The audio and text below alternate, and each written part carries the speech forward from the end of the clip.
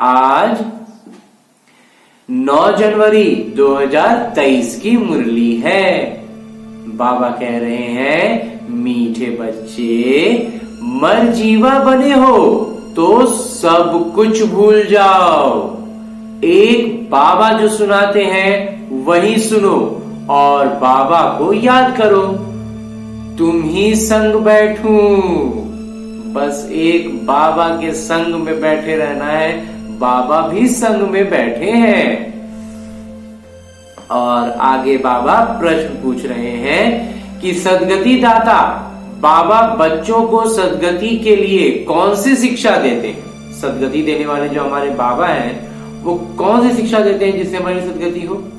उत्तर बतलाते हैं कि बाबा कहते हैं, बच्चे सद्गति में जाने के लिए अशरीरी बन बाबा और चक्र को याद करो। योग से तुम सर्वदा स्वस्थ निरोगी बन जाएंगे।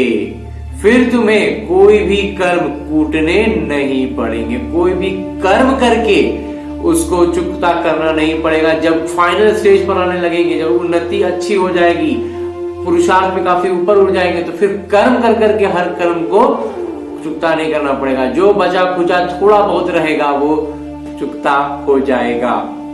एक और प्रश्न बाबा पूछते हैं कि जिनकी तकदीर में स्वर्ग के सुख नहीं है उनकी निशानी क्या होगी? जिनके नसीब में ही स्वर्ग का सुख नहीं है उनकी निशानी क्या है?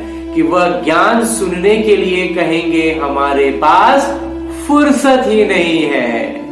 वो कभी ब्राह्मण कुल के भांति नहीं बनेंगे।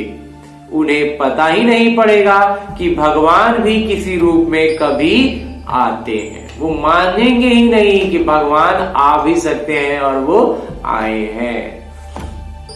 गीत है, तुम्हारे बुलाने को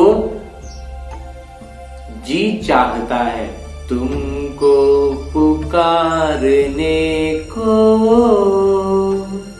दिल ये चाहता है।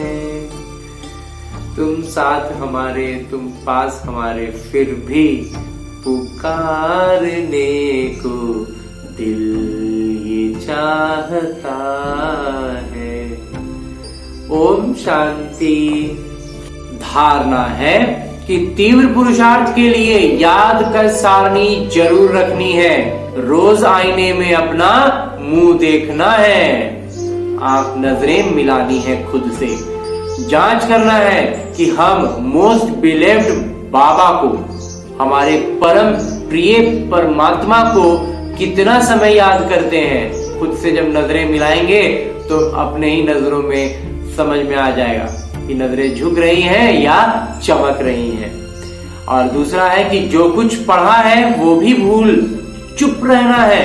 मुख से कुछ भी कहना नहीं है। बाबा की याद से विकर्म विनाश करने हैं।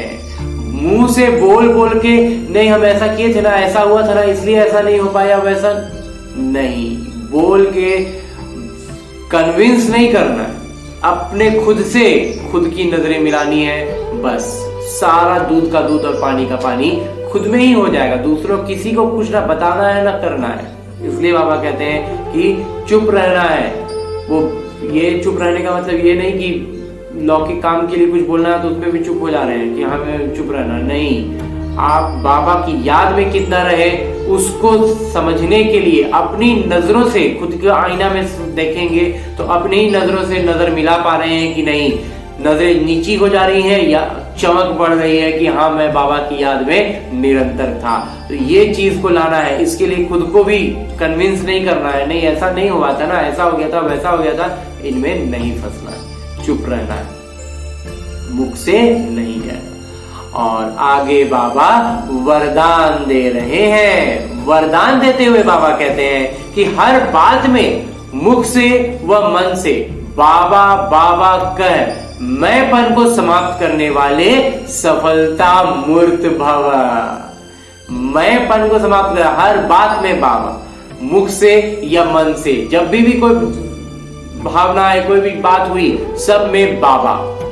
आप अनेक आत्माओं के उमंग उत्साह को बढ़ाने के निमित्त बच्चे कभी भी मैंपन में नहीं आना, मैंने किया नहीं। बाबा ने निमित्त बनाए, भाषा ही ये बना देना है कि निमित्त, इस निमित्त ने ये किया, इस निमित्त ने वो किया, उस निमित्त ने ये किया। सब निमित्त हैं, कोई मैं नहीं है। मैं के बजाय मेरा बाबा, मैंने किया, मैंने कहा, ये नहीं। तो बाबा ने कराया, बाबा ने किया, तो सफलता मूर्त बन जाएंगे कि जितना आपके मुख से बाबा बाबा निकलेगा उतना अनेकों को बाबा का बना सकेंगे। सबके मुख से यही निकले कि इनकी तात और बात में बस बाबा ही है, हर बात में और तात में बाबा। और अंत में स्लोगन है, मुरली का उपदेश है कि संगम युग पर अपने तन मन धन को सफल करना और सर्व खजानों को बढ़ाना ही समझदारी है।